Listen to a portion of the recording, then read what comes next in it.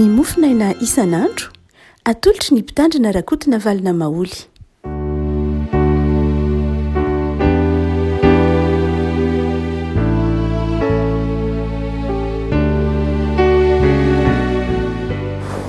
Falamiraba antsika lavako malala tratra ty sabotsy fahatelo amby roapolo ny volana martsa ity. Ny mofinaina voalahatra ho antsika lavako malala dia ny pistily ho an'ny Hebreo toko fasivy andiny fa 5 ka hatramin'ny andiny faharoa amby roapolo noran Jesoa. Ary noho zany dia mpanalalana amin'izay fanekena vaovao izy. Rehefa niaritra fahafatesana ho fanavotana amin'ny fahotana natao tamin'ny fanekena voalohany mba azon'izay vao antso ny teny fikasana dia lova mandrakizay. Fa raha misy didim-pananana dia teny foana zany raha tsy efa maty ilay nanao azy. Fa mafy ny didim-pananana rehefa tonga ny fahafatesana fa tsy mafy akory zany raha mbola velona ilay nanao azy. Koa na dia ny fanekena voalohany aza dia tsy nohamasinina raha tsy nisy raha. Fa rehefa voalazan'ny Mosesy tamin'ny vahoaka rehetra ny didy rehetra raka ny lalàna dia nalainy ny ranjan'akomby sy ny ranosolamba amin'ny rano sy ny volondry-jaky sy ny sopa ka lafafany tamin'ny boky sy ny vahoaka rehetra sy dia hoy izy, ity no raha ny fanekena izay nandidian'Andriamanitra ao anareo. Ary ny taperina kely sy ny fanaka rehetra ety manao fanompoam-pivavahana dia nofafazana raha toy izany koa. Ary saika diovina amin'ny raha avokoa ny zavatra rehetra araka ny lalàna, fa raha tsy misy raha latsaka dia tsy misy famelan-keloka. Ry iray maso no manamasinana ny fahamarinana ny teninao no fahamarinana. Amen. Ny epistily ho an'ny Hebreo fameriberintsika eto amin'ny mofinaina dia nosoratana ho an'ireo jiosy kristianina, ho an'ireo jiosy izay tao Jerosalema, ho an'ilay fiangonana voalohany tao Jerosalema. Ilay fiangonana izay tantarainao amin'ny asan'ny apôstôly toko faharoa, ilay fiangonana izay nisy an'ny apôstôly, izay namolavola ireo jiosy izay nandray an Jesoa, nino an Jesoa ho ilay Mesia. Ary dia raha mamaky ny epistily any Hebreo sika dia be dia be ny andinin-tsoatra masina izay ao amin'ny testamenta taloha mazava ho azy natao ana jiosy izy dia saika miivo amin'ilay fanazavana an Jesoa izay hita ao amin'ny testamenta taloha izay ambaran'ny testamenta taloha momba an Jesoa matetika veriberina ao amin'ny epistily ho an'ny Hebreo. Fa izay hita amin'ity andiny vizito repetanantsika ity dia raha tsorina dia milaza fa ny fanekena taloha dia efa nosoloana ilay fanekena vaovao. Ilay fanekena vaovao ao amin'ny Jesoa dia fanekena efa tanteraka. Satria ny fanekena vaovao dia izay toy ny nanao soniny fanekena vaovao dia ny rany Kristy tao amin'ny hazo fijaliana. Hoy ny andin'ny farany izay vakitsika tamin'ny mofinaina teo, 5 hoe fa tsy misy raha latsaka dia tsy misy famelan-keloka. Ary satria efa nisy raha latsaka dia nisy famelan-keloka zany. Satria ny rany Jesoa tao amin'ny hazo fijaliana, ilay fanekem-pihavanana vaovao, ilay raha latsaka tao amin'ny hazo fijaliana dia midika famelan-keloka. Ary satria nisy raha latsaka dia nisy ny famelan-keloka. Ary ilay raha latsaka dia tsy rahan-janak'ondry fa ran'ilay zanak'Andriamanitra ary dia mahatonga antsika rehetra ho voavela heloka. Raha vantany vao kristianina ianao amin'ny fotoana izay anoloranao tena maha-kristianina anao dia voavela heloka ianao. Zay ny tsy tokony hadonoana. Rehefa mitenitsika hoe fiangonana dia mandrakariva tenenitsika manao hoe nantsony hoe fiangonana dia fiombonan'ny olona mino, tsy adikevitra mihitsy zany, famaritana iombonana rehetra zany. Fa ny hevitra izay amin'ny lafiny ara-panahy dia ny hoe ny antsoina hoe fiangonana dia fiombonan'ny kristianina. Raha miteny hoe fiombonan'ny kristianina dia zao koa ny antsoina hoe fiangonana dia fiombonan'ny olona nandray famelan-keloka, fiombonan'ny olona voavela heloka. Zava-dehibe zany ny ahatsiarovan'ny kristianina rehavaka hoe olona voavela heloka ny kristianina. Efa lasa ilay zavatra taloha ny epistolany hebreo any de maneho ny hoe efa dila efa dify le fanikena taloha, ary paoly de manazava an'io ao amin'ny taratasy ho an'ny romana toko fadimy ny hoe efa tsy ambany lalàna ntsony itsika fa efa dify efa dila le fanikena taloha, fanikena vaovao tsika zao ambany fahasoavana. Raha toa ka somary azavaina kely ny fijerin'ny Martin Luther rehefa miteny izy manao hoe tsy ambany lalàna ntsony tsika fa ambany fahasoavana, de izao ny olona eo ambany lalàna tahaka ny jiosy zany, raha ohatra ka mieritreritsika hoe tahaka ny jiosy any dia izy no manao zay afaly an'Andriamanitra, izy no miezaka anao zay mahafaly an'Andriamanitra, miezaka izy anatona an'Andriamanitra, miezaka izy anatratra an'Andriamanitra. Fa efa tsy zay ntsony tsika ho epistolany hebreo, ary efa tsy zay tsika epistolany romanina, ary efa tsy zay ntsony tsika Martin Luther. Itsika dia ambany fahasoavana. Andriamanitra indray no tonga nanao zavatra ho atsika. Ny lalàna de zao isika no manao zavatra ho an'Andriamanitra, fa ny fahasoavana kosa de zao Andriamanitra no manao zavatra ho atsika, Andriamanitra no nanatona atsika, Andriamanitra no efa nanakaiky atsika, Andriamanitra no manadio atsika, Andriamanitra no manamasina atsika. Tsy itsika no manamasina n'Andriamanitra, fa Andriamanitra efa nanamasina atsika. Aza tonona fa amin'ny vanim-potoana ny antsoina hoe antikité dia am'izay mety ataon'ny olona amin'ny fampam-pavahana de fanamasinana an'Andriamanitra. Zay ny religion any antikité, zay ataontsika ety ambonin'ny tany dia fivavahana tsy fivavahana kristiana ihany, tsy fivavahana amin'Andriamanitra iny fivavahana sampirehitra, de izay ataon'ny olona dia hanamasinana n'Andriamanitra. Hoy tsika de maka manao hoe ny rehefa miteny hoe masina ao amin'ny testamenta taloha de milaza fanarahana rita na fanarahana lamina manokana na fanarahana atao hoe fanarahana am'izay mety azahoana ho azy. Ny antsoiny hoe masina raha ohatra ka jerena amin'ny testamenta taloha atao hoe fanarahana liturgia tsipria, zay ny atao hoe masina. Tsy masina ohatra ny sorona raha tsy narahanao ny atsipriany zay voalazany Levitikosy. Tsy masina ny fotoam-pivavahana raha tsy narahanao izay zavatra nasain'Andriamanitra natao. Ary dia tsy masina ohatra raha jerena amin'ny solomason'ny testamenta taloha hoe tsy masina ny fotoam-pivavahana raha tsy narahanao ny liturjia ohatra. Zay ny ataon'ny testamenta taloha hoe masina. Fa tsy zay mihitsy ny atao hoe masina ty amin'ny andron'ny testamenta vaovao. Tsy zay ny atao hoe masina raha ohatra ka jerena amin'ilay fanekem-pihavanana nataon'i Jesosy. Ny atao hoe masina de zao Andriamanitra efa nanaiky anatona atsika, Andriamanitra no manamasina atsika araka ny fitenitsika mandrakariva ao rehefa avamaky soratra masina tsika de manao hoe ray masina no manamasina anay amin'ny fahamarinana. Zany hoe Andriamanitra no manamasina atsika. Am'izay fotoana zay antsika dia hiaran'ilay fanamasinana n'Andriamanitra, hiaran'lay asan'Andriamanitra isika. Fa tsy Andriamanitra kory no hiaran'ny asantsika, fa itsika no hiaran'lay asan'Andriamanitra. Noho zany dia ny tsy tokony andoroana de zao ambany fahasoavana sika. Izay olona mbola mijanona zany ka hiezaka ampifaly an'Andriamanitra ny hoe za Andriamanitra ezaka ampifaly anao ka dia anao an'zao tsy anao an'zao tsy anao an'zao sy ny sisa de zao ambany lalàna izany.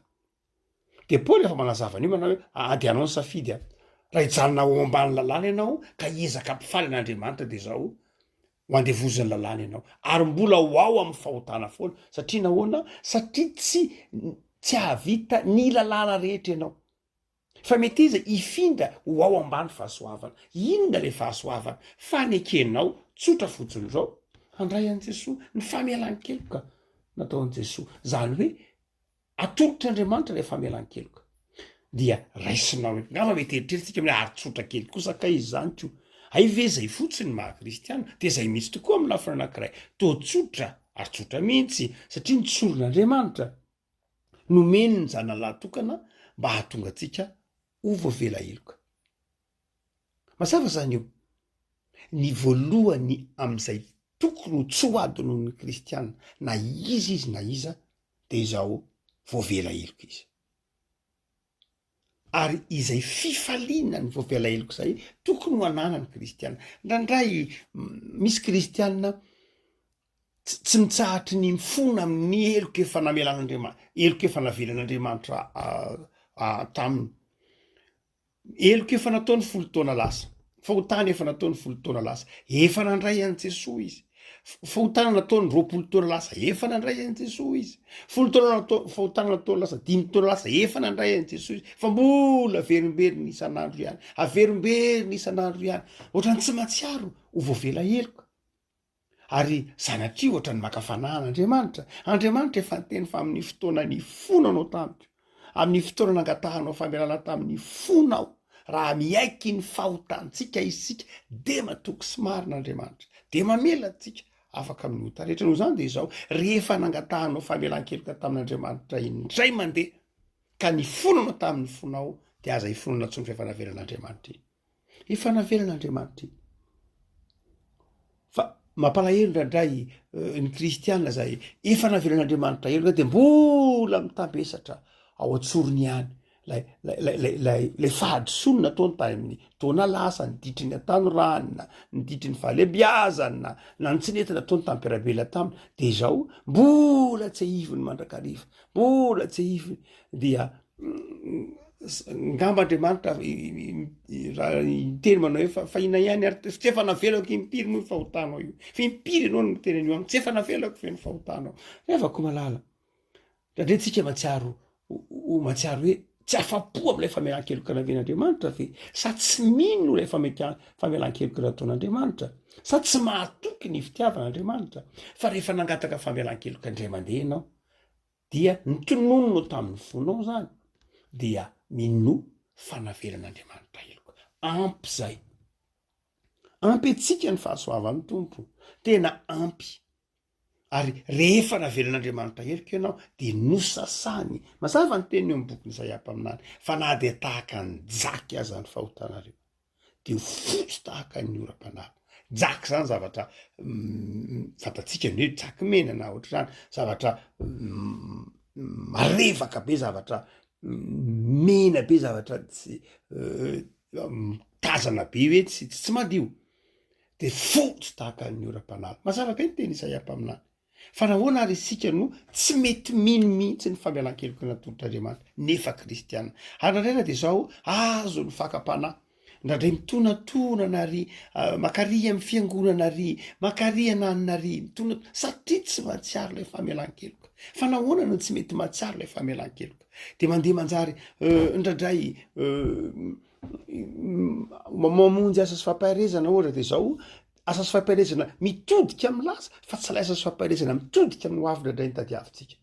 Ianao raha mandray asa sy fampaherezana, ianao raha mangataka dinika amin'ny mpitandrina na amin'ny pastora na amin'ny ray aman-dreny am-panahinao, de zao marina fa hoe noho ny tsy fahatanterahana, fa no avy koa tena tokony ho banjininao. Aza variana amin'ny lasa rehefa nangataka famelan-keloka amin'ny tompo ianao, dia banjiny no avy. Satria rehefa miresaka amina ataovy hoe manao dinika, manao dinika pastoraly amina kristiana anankiray ianao ohatra, na miresaka amina mpitandrina ianao na pastora na mpiandry na dekona na lolona, de zao ndraindray mamaika anao de hitanisa ny fahotanao.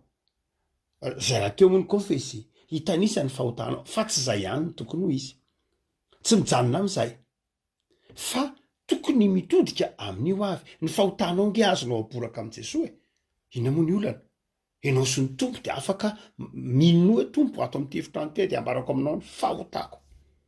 Fa izao raha manatona mpanompon'Andriamanitra anankiray amborahako ny manavesatra amiko, de zao angataka teny fampaherezana aminy hivavaka ho ahy izy, ary zay hivavaka izay dia mampitodika anao amin'ny ho avy, mampitodika anao amin'ny hoe inona zany ny zavatra miandry ao aorianany zao famelan-keloka niraisiko amin'ny tompo zao, inona ny zavatra tiany ny tompo andrasana amiko. Noho zany de izao aoka tsy hibanjana fotsiny, tsy any amin'ny lasa ihany ny masontsika. Zay mahatonga an'i Paoly ny teny hoe raha misy olona ao amin'ny Kristy de efa lasa lay zavatra taloha.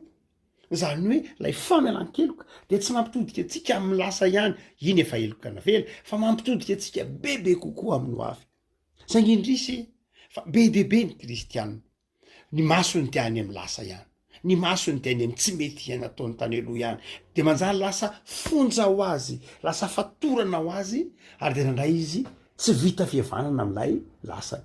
Nandray lasa tsy mahatsiaro hoe tsy nekeny mihitsy aza lay lasany de manjary tsy afa mandroso izy, manjary lasa tsy afa mandroso mihitsy izy satria ny tsinety nataony ny safidy tsinety nataony tany amy lasany zay ny mamatotra azy, ny fahadosono nataony tany amy lasany zay mamatotra azy, de tsy afaka mandroso mihitsy izy, tsy mahatsiaro izy hoe voavela eloka. Raha metrahanao fanontany nefa izy de izao zaro mahafantatra ozy mitory zaka mahafantatra voavela eloka pastery fantatra midikany hoe famelan-keloka fa zao tsy mety mahatsiaro lay famelan-keloka izy. Ina ny antony? Ny tsy finoana ve? Ny tsy fahatakana sitrapon'Andriamanitra ve?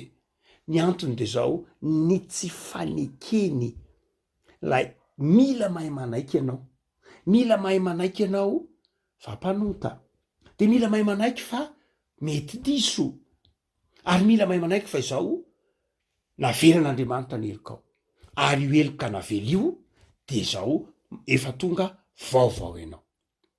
Ravako ny eloka rehetra de avelan'Andriamanitra raha amin'ny fotoana handraisanao an Jesosy, amin'ny fotoana nibebahanao, amin'ny fotoana ny fonanao naroviana de ny eloka rehetra de azon'Andriamanitra navela, de avelan'Andriamanitra na inona fahotana.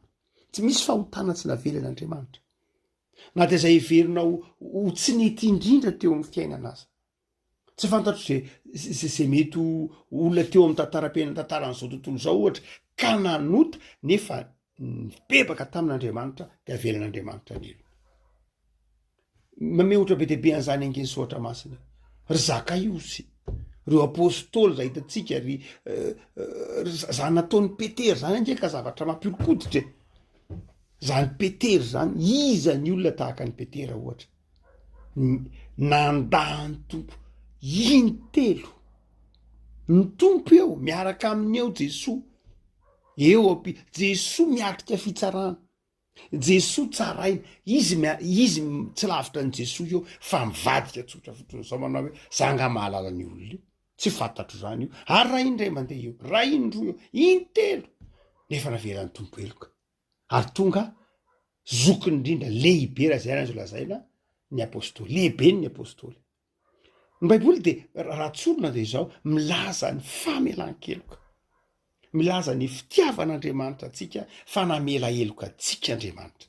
De aokariavako malala tsy isy kristiana mitonona ho kristiana sy tononona ho kristiana ka mahatsara hoe za mbola tsy navelan'Andriamanitra eloka tam'ilay nataoko tariry, za mbola tsy navelana. Tsia navelan'Andriamanitra avokoa ny eloka ao rehetra, de aza variana mijery amin'ny lasa tsony aza any amin'iny lasa iny ny maso efa navelan'Andriamanitra iny, efa tsy tsaron'Andriamanitra kory ariny, fa lay ratsy lay pepanga no mampatsiaro an'iny mandrakariva ao anatiny ao, inona koa zay ianao ara tsy diso safidy, ianao ara nanao an'izao, ianao ara zao, dia izay le hoe piapanga.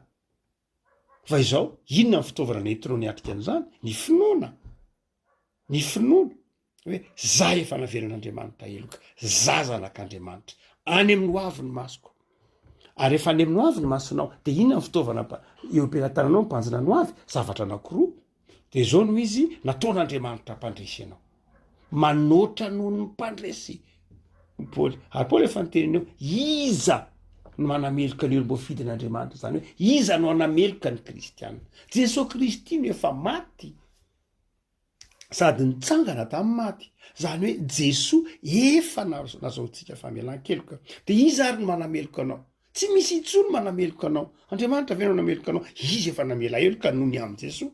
No zany de izao aoka ao an-tsainao fa ny voalohany de izao ny finoana fa voavelan'Andriamanitra eloka ianao any amin'ny ho avy ny maso, de manana finoana fampandresy ianao.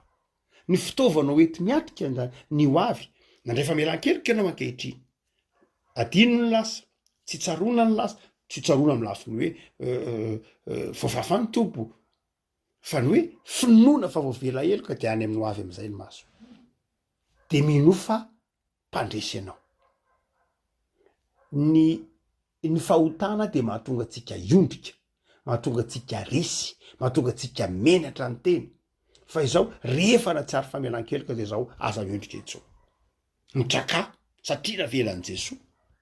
Ny fahotana efa nentin'i Jesosy tao amin'ny hazo fijalininy, olona mitraka zany ny kristianina, olona mitraka tsy noho ny heriny fa noho ny fahasoavany tompo de mibanjina no avy izy de olona nataon'andriamanitra andresy izy mpandresy ianao mazava nytombokiratsika de miteny hoe omandrosoa mba ho tena mpandresy efa resy ianao omandrosoa zany hoe mandrosoa ianao fa za mijanona amin'io ifaharesena vokatra ny fahotany io de mandrosoa zay ny voalohany fitaovana entinao miatrika no avy mpandresy ianao fa tsy resy fa ny faharoa de zao ny fitaovanao hoentina miatrika no avy any koa dia ny fitiavana ny olona voavela eloka de manjary manam-pitiavana ary zay mahatonga ny tompo teny hoe avelako ary zao ny elokao hoe de ahoana ny fomba iainanao de mandehana koa mamela raha ohatra ka navelan' Jesosy ny elokao tsy hoe raha ohatra fa efa navelan' Jesosy ny elokao de zao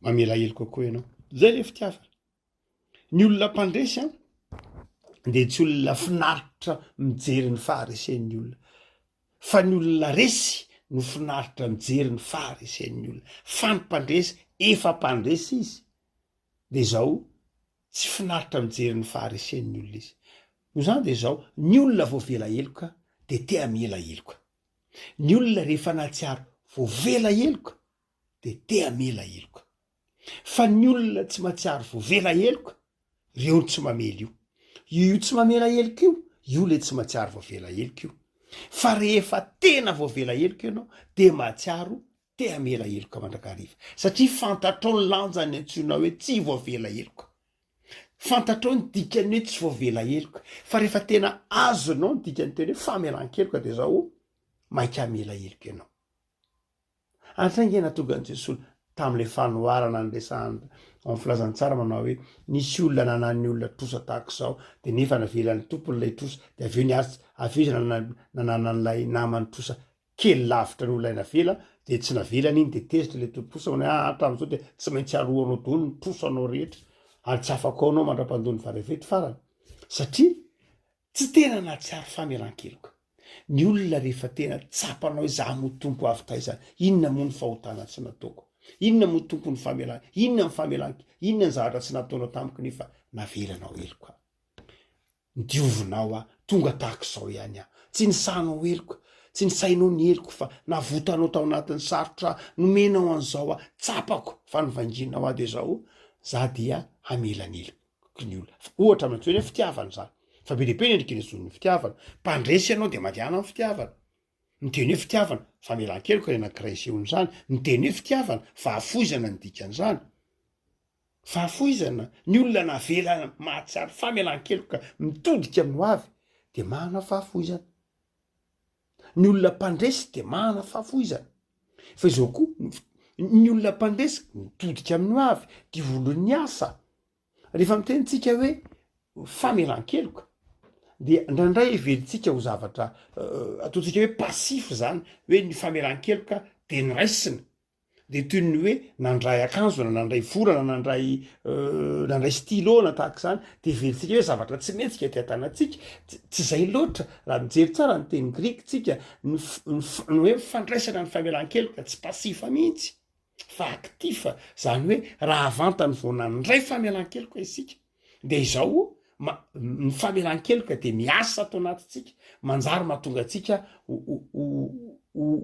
zavatra ho ampiasainy le famelan-keloka manjary mahatonga ny olona tsy hoe rehefa ny olona voavela eloka de manjary tsy hoe olona mitomem-potsiny fa zany olona mpandresy zany de zao lay famelan-keloka ndraisina manjary famelan-keloka maniraka iasa manjary famelan-keloka maniraka hanompo an'Andriamanitra manjary famelan-keloka maniraka ho ty tanindrazana manjary famelan-keloka ho ty ny mpiarabelona raha ohatra zany le famelan-keloka ka idinao anatin'ny fonao anatin'ny fony hoe aza voavela eloka de mijanona ato anatin'ny tindriny efatry ny trano ty de zao tsy zay ny hevitry ny zay hoe famelan-keloka jereo tsara ny famelan-keloka ndraisiny Zakaiosy rehefa voavela ny eloko Zakaiosy toy Zakaiosy manao hoe zao no izy ny atsasaky ny fananako omeko an'ny malahelo ary zay nalaiko tamin'ny tsirary no nerako avy efatrery zay le famelan-keloka manjary asa zay le famelan-keloka tsy hoe tsy zavatra pasify mahatonga olona pasify za tsy metsiketoka efa nahazo azy zany ko tsy zay loatra ny famelan-keloka fa ny famelan-keloka manery anao anao dingana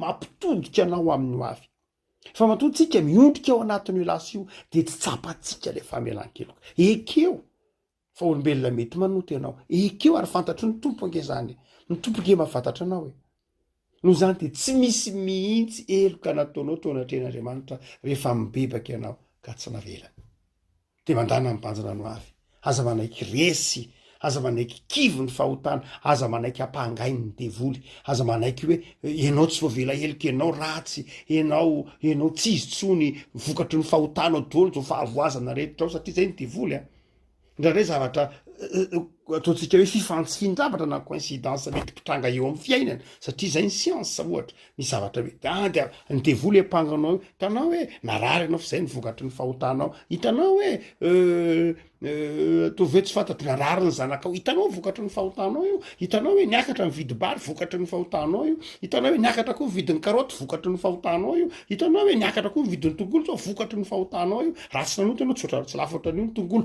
zanatria ohatra milaza hoe ny devoly dia mamorona zavatra tahaka zany hampangananao ahatonga anao iondrika mandrakariva hoe ndry za daholo ka ina tomano za daholo ny tompona ndraikitra amin'ny fahavoazany zao tontolo zao za ny tompona ndraikitra amin'ny fahavoazany fireneko za ny tompona ndraikitra amin'ny fahavoazany tokantranoko za ny tompona ndraikitra amin'ny fahavoazany zanako za ny tompona ndraikitra amin'ny fahavoazany tenako de zay ny mahafaly any devoly ahatonga anao iondrika tsy tafarina ary dia latsaka ao anatin'ilay depression fa tsy zay ny tadiavin'andriamanitra andriamanitra miteminy hoe tsia voavelany eloko ao mavelan'andriamanitra avokoa zany rehetra zany mitraka mety misy lafinjavatra mety mpitranga raha niakatra ny vidinjavatra ataon'andriamanitra miara-miasa soa zany raha misy olona tsy salama ataon'andriamanitra miara-miasa soa zany mety misy tsy salama tokantrano mety vokatry ny fahotanao mety tsy vokatry ny fahotanao fa vokatry ny fahotany hafa fa nahoana ny tsy maintserinao daholo natonga ny zavatra rehetra fa zao fotsiny na inona rehefa voavela rehefa nino ny famelan-keloka nataon'andriamanitra ianao de zao mpandresy ary ataon'andriamanitra miara-miasa avokoa ny zavatra rehetra mino ary ny famelan-keloka natolotr'andriamanitra anao satria fitiavana izy ivavatsika tompo amsoranao no ny famelan-keloka natolotra ao anay tamin'ny alalan'i Jesosy zanakao voavela eloka izahay rahandray zay misalasala ny amin'ny fitiavanao misalasala ny amin'ny famelan-keloka natolotra ao tompo mamindrafo aminay avaozy izahay ary aoka tsy ary fa na inona tsy fahatanterahanay de matoky sy marina ianao ka namela ny fahotanay atonga nay afaka mipentipentina sy ny fanamelohana rehetra am'izao karem'izao de aoka tsy ary fa navelanao ny tsy fahatanterahanay de atao am'izay Jesosy hitodika amin'ny ho avy to am'izay hibanjina ny asa miandry anay to am'izay hibanjina ny fanomponanao bebe kokoa to am'izay atsiary fampandresy ka iandrasanao vokatra tsara amin'ny fitiavanamana amin'ny fitiavana anao amin'ny fanomponanao ahavokatsoa eo amin'ny fiainanay ane Jesosy ny famelan-keloka izay nomenao anay ary ho fifaliana mandrakariva ao anay ny manompo anao de mitoera mitokantranonay misaotra ny amin'ny herinandro ny faranay ty misaotra no ny sola tosaka ao tao amin'ny fiainanay tamin'ny herinandro ty de mitahiza ady ny herinandro favaoanao karaha pitso misaotra Jesosy.